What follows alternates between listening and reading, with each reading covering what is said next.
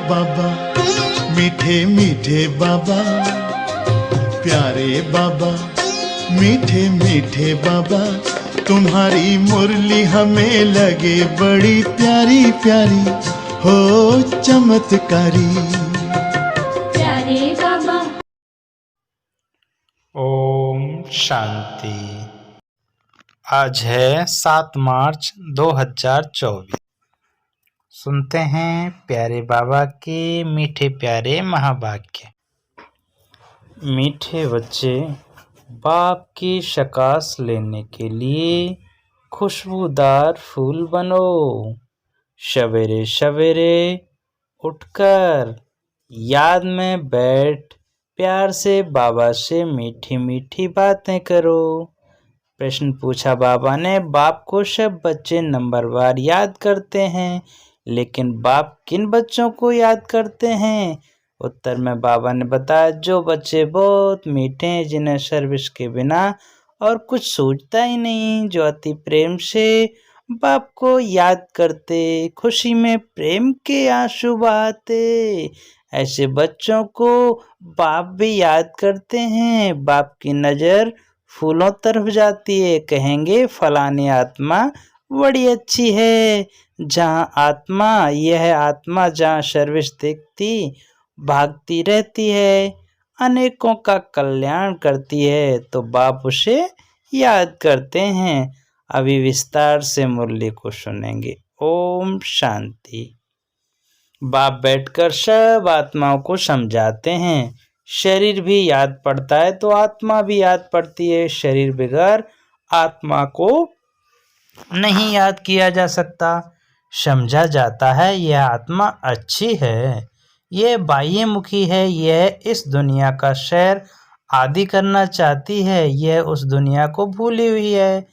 पहले उनका नाम रूप सामने आता है। फलाने की आत्मा को याद किया जाता है, फलाने की आत्मा अच्छी सर्विस करती है, तो इनका बुद्धि योग बाबा के साथ है।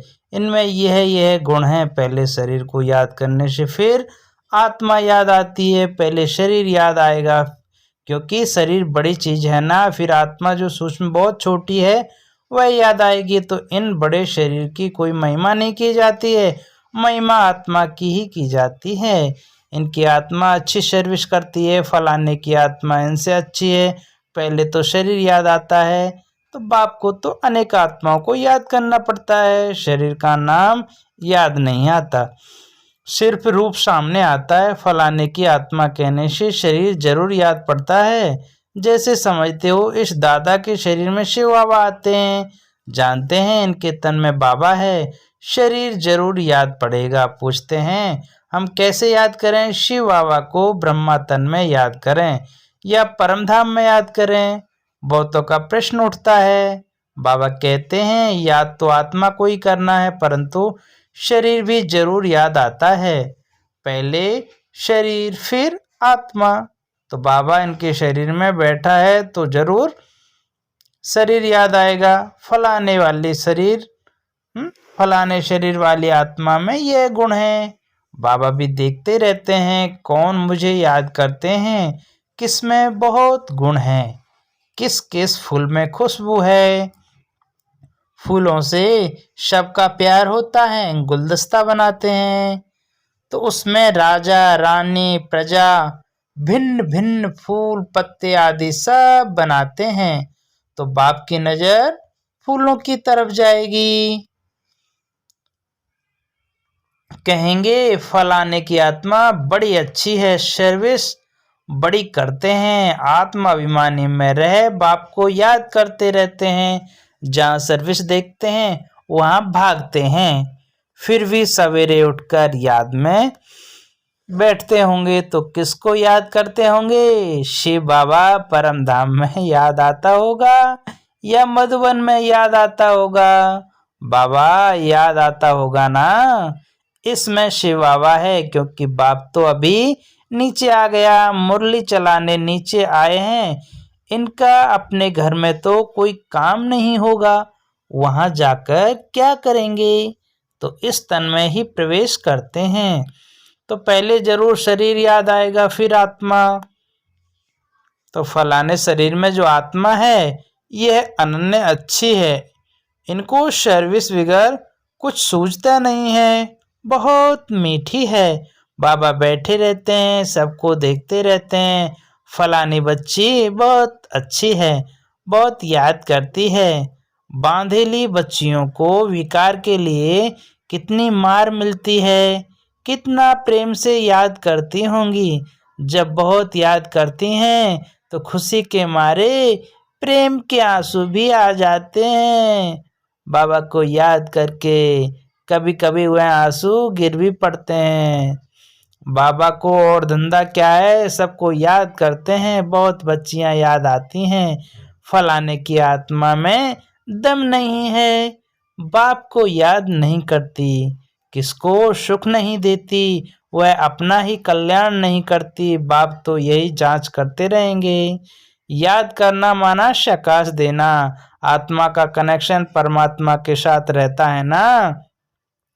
एक दिन आएगा जब बच्चे योग में बहुत रहेंगे, यह भी किसको याद करेंगे तो झट साक्षात्कार होगा। आत्मा तो है छोटी बिंदी, साक्षात्कार करें तो भी कोई समझ ना सकें, फिर भी शरीर ही याद आता है। आत्मा है छोटी परंतु याद करती है, तो उनकी आत्मा पावन बनती जाती है। बगीचे में वैरायटी फूल होते हैं, बाबा भी देखते हैं यह बहुत अच्छा खुशबूदार फूल है, यह इतना नहीं तो पद भी कम होगा। बाबा के जो मददगार बनते हैं वही ऊंच पद पाते हैं। वह भी जो बाप को याद करते रहते हैं ब्राह्मण से ट्रांसफर ही देवता बनते हैं। तो यह वर्णन भी संगम पर ही कर सकते हैं कि यह दैवी फूल हैं या आसुरी फूल हैं। फूल तो सब हैं परंतु वैरायटी बहुत है। बाबा भी याद करते रहते हैं। टीचर अपने स्टूडेंट को याद करेंगे ना तो यह कम पढ़ते हैं, दिल में तो समझेंगे ना। यह बाप भी है टीचर भी है, बाप तो है ही, टीचर पने का जास्ती चलता है। तो टीचर को तो रोज पढ़ाना है, इस पढ़ाई की ताकत से वह पद पाते हैं। सुबह को तुम सब भाई बाप की याद में बैठते हो, वह सब्जेक्ट है याद की। फिर मुरली चलती है, वह है पढ़ाई की सब्जेक्ट। मुख्य है ही योग और पढ़ाई, इनको ज्ञान और विज्ञान भी कहा जाता है। तो यह ज्ञान विज्ञान भवन है जहाँ बाप आकर सिखलाते हैं। ज्ञान से सारे सृष्टि की नॉलेज मिल जाती है। विज्ञान माना तुम योग में रहते हो जिससे तुम पावन बन जाते हो। तुमको अर्थ का पता है। बाप बच्चों को देखते रहते हैं, देही अभिमानी बनने से ही भूत निकलेंगे, ऐसे नहीं सबके भूत फट से निकल जाएं। हिसाब किताब जब चुकतू हो फिर चलन अनुसार ही पद पाएंगे। क्लास ट्रांसफर होते हैं तो इस दुनिया का ट्रांसफर नीचे हो रहा है और तुम्हारा ऊपर हो रहा है, कितना फर्क है। वह कलयुगी सीढ़ी नीचे उतरते जाते हैं और तुम पुरुषोत्तम संगम युगी सीढ़ी ऊपर चढ़ते जाते हो। तो दुनिया तो यही है, सिर्फ बुद्धि का काम है। तुम कहते हो हम संगम युगी हैं, पुरुषोत्तम बनाने के लिए बाप को आना पड़ता है। तुम्हारे लिए अब पुरुषोत्तम संगम युग है, बाकी सब घोर अंधियारे में है। भक्ति को बहुत अच्छा समझते हैं क्योंकि ज्ञान का उनको मालूम ही नहीं है। तुमको अभी ज्ञान मिला है, तुम समझते हो। ज्ञान की एक चुटकी से आधा कल्प के लिए हम चढ़ जाते हैं, फिर वहां ज्ञान की बात भी नहीं होगी। कहाँ सतयुग में। तो ये सब बातें महारथी बच्चे ही सुनकर धारण कर और सुनाते रहेंगे। बाकी तो यहाँ से निकलें और खल्लास। कर्म अकर्म और विकर्म का राज भी भगवान ही समझाते हैं। यह है कल्प का संगम युग, जबकि पुरानी दुनिया खत्म हो नई दुनिया स्थापन होनी है। विनाश सामने खड़ा है, तुम संगम युग पर खड़े हो और मनुष्यों के लिए कलयुग चल रहा है। कितना घोर अंधियारा है, गिरते ही रहते हैं, कोई तो गिराने की निमित्त भी बनता है। तो गिराने वाला है रावण। इस सभा में वास्तव में कोई पतित बैठ नहीं सकता। किस सभा में? मधुबन में पतित वायुमंडल को खराब करेंगे। अगर कोई छिपकर आकर बैठते हैं तो उनको चोट भी लगती है, एकदम गिर पड़ेंगे। ईश्वरीय सभा में कोई दैत्य आकर बैठते हैं तो झट पता पड़ेगा, पत्थर बुद्धि तो है ही, बाकी भी पत्थर बुद्धि हो जाएगा, 100 गुना दंड पड़ जाएगा, तो अपने को नुकसान पहुंचाएंगे। कहते हैं हम देखेंगे इनको पता पड़ता है क्या, तो हमको क्या पड़ी, जो करेगा सो पाएगा, हमको जानने की जरूरत नहीं। बाप से सदैव सच्चा रहना है। कहते हैं सच तो बीठो नच, सच्चे रहेंगे तो अपनी राजधानी में भी डांस करेंगे। बाप है ही ट्रुथ अर्थात सत्य, तो बच्चों को भी ट्रुथ बनना है। बाबा पूछते हैं शिव बाबा कहाँ है, कहते हैं इसमें है। परमधाम छोड़कर दूर देश के रहने वाले आए देश पर आए, तो उनको तो बहुत सर्विस करनी है। बाप कहते हैं मुझे रात दिन यहाँ सर्विस करनी पड़ती है, संदेशियों को, भक्तों को साक्षात्कार कराना पड़ता है तो यहाँ ही, वहाँ तो कोई सर्विस नहीं। सर्विस बगैर बाबा को सुख ना आए। सारी दुनिया की सर्विस करनी है। सब पुकारते हैं बाबा आओ, कहते हैं मैं इस रथ में आता हूँ। उन्होंने फिर घोड़े गाड़ी बना दी है। अब घोड़े गाड़ी में श्री कृष्ण कैसे बैठेंगे, ऐसे भी नहीं, कोई शौक होता है घोड़े गाड़ी पर बैठने का। तो देही अभिमानी और देह अभिमानी बनने की बातें संगम युग पर ही होती हैं, और सिवाय बाप के यह बातें और कोई समझा भी नहीं सकते हैं। तुम भी अभी जानते हो, पहले नहीं जानते थे। क्या कोई गुरु ने सिखाया? गुरु तो बहुत किए, कोई ने भी नहीं सिखाया। बहुत लोग गुरु करते हैं, समझते हैं कोई से शांति का रास्ता मिल जाए। बाप कहते हैं शांति का सागर तो एक बाप ही है, वह साथ ले जाते हैं। सुखधाम शांतिधाम का किसको पता ही नहीं है। कलयुग में है शूद्र वर्ण, पुरुषोत्तम संगम युग पर है ब्राह्मण वर्ण, तो इन वर्णों का भी तुम्हारे सिवाय कोई को पता नहीं है।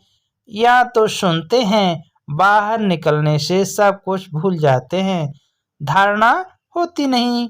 बाप कहते हैं कहाँ भी जाते हो बैज पड़ा हो, बैज लगा कर रखना चाहिए, इसमें लज्जा की बात नहीं है। यह तो बाबा ने बहुत कल्याण के लिए बनाया है, किसको भी समझा कर दो। कोई सेंसिबल होगा तो कहेगा इस पर आपका खर्चा हुआ होगा। बोलो खर्चा तो होता ही है, गरीबों के लिए फ्री है, तो वह धारणा कर लें तो ऊंच पद पा सकते हैं। गरीब के पास पैसे ही नहीं तो क्या करेंगे। कोई के पास पैसे हैं परंतु मनुष्य हैं, इसने प्रैक्टिकल करके दिखाया। सब कुछ माताओं के हवाले कर दिया, किसने? ब्रह्मा बाबा ने।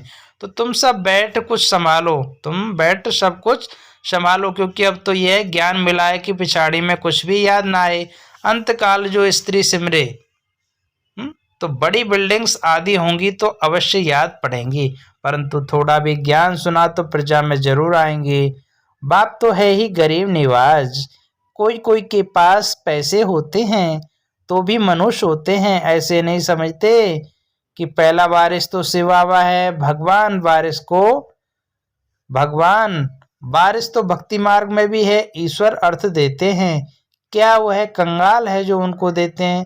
समझते हैं ईश्वर के नाम पर गरीबों को देंगे तो ईश्वर एवज में देंगे, अर्थात दूसरे जन्म में मिलता तो है। कहते हैं दे दान तो छूटे ग्रहण। बाप को सब कुछ दे दिया, शरीर, मित्र, संबंधी आदि सब कुछ बाबा को समर्पण कर दिया, तो यह सब कुछ आपका है। इस समय सारी दुनिया पर क्या है? ग्रहण लगा हुआ है, वह कैसे एक सेकंड में छूटता है। काले से गोरे कैसे बनते हैं, तो यह अब तुम ही जानते हो, फिर औरों को समझाते हो। जो कहते हैं हम अंदर में समझते हैं परंतु किसको समझा नहीं सकते हैं, वह भी कोई काम के नहीं। बाप कहते हैं दे दान तो छूटे ग्रहण। हम तुमको अविनाशी रत्न देते हैं, वह सबको देते जाओ तो भारत पर वह सारी दुनिया पर जो राहु का ग्रहण बैठा हुआ है वह उतर जाए और बृहस्पति की दशा हो जाए। सबसे अच्छी होती है बृहस्पति की दशा, तो अब तुम जानते हो भारत खास और आम दुनिया पर राहु का ग्रहण लगा हुआ है, वह कैसे छूटे? यह तो बाप है ना। तो बाप तुम्हारे से पुराना लेकर नया देते हैं, इसको कहा जाता है बृहस्पति की दशा। मुक्ति धाम में जाने वालों के लिए बृहस्पति की दशा नहीं कहेंगे। अच्छा, मीठे मीठे सिकीले दे बच्चों प्रति माता पिता बाप दादा का याद प्यार और गुड मॉर्निंग। रूहानी बाप की रूहानी बच्चों को नमस्ते। हम रूहानी बच्चों की रूहानी माता पिता बाप दादा को याद प्यार गुड मॉर्निंग और नमस्ते नमस्ते नमस्ते। शुक्रिया मेरे मीठे प्यारे बाबा, आपका लाख लाख शुक्रिया। अच्छा, धारणा के लिए मुख्य सार सुनेंगे। पहली पॉइंट, सदा खुशी में डांस करने के लिए सच्चे बाप से सदा सच्चा रहना है और कुछ भी छिपाना नहीं है। दूसरे पॉइंट में बाबा ने कहा, बाप जो अविनाशी रत्न देते हैं वह सबको बांटने हैं, साथ साथ शिव बाबा को अपना वारिस बनाकर सब कुछ सफल करना है। तो इसमें मनुष्य नहीं बनना है। अभी प्यारे बाबा से वरदान लेंगे। वरदान दिया बाबा ने, बिंदु और बूंद के महत्व को समझ अपनी श्रेष्ठ स्थिति बनाने वाले सिद्धि स्वरूप भव। बिंदु और बूंद के महत्व को समझ अपनी श्रेष्ठ स्थिति बनाने वाले सिद्धि स्वरूप भव। विस्तार में बाबा ने बताया, शिव परमात्मा की पूजा में एक बिंदु की विशेषता है, दूसरी बूंद बूंद की विशेषता है। दोनों का अपना महत्व है। आत्मा परमात्मा और प्रकृति का यह खेल अर्थात ड्रामा, तीनों का ज्ञान प्रैक्टिकल लाइफ में बिंदु ही अनुभव होता है और बूंद है शुद्ध संकल्पों की स्मृति, जिससे मिलन की सिद्धि का अनुभव होता है। तो रूह रिहान में प्राप्तियों की शीतल बूंदें बाप पर डालते हो, इसी से ही श्रेष्ठ स्थिति बन जाती है। तो इसी का यादगार भक्ति में भी चला आता है। आज का स्लोगन, ज़्यादा बोलने से दिमाग की एनर्जी कम हो जाती है, इसलिए शॉर्ट और स्वीट बोलो। ज़्यादा बोलने से दिमाग की एनर्जी कम हो जाती है, इसलिए शॉर्ट और स्वीट बोलो। अच्छा, ओम शांति।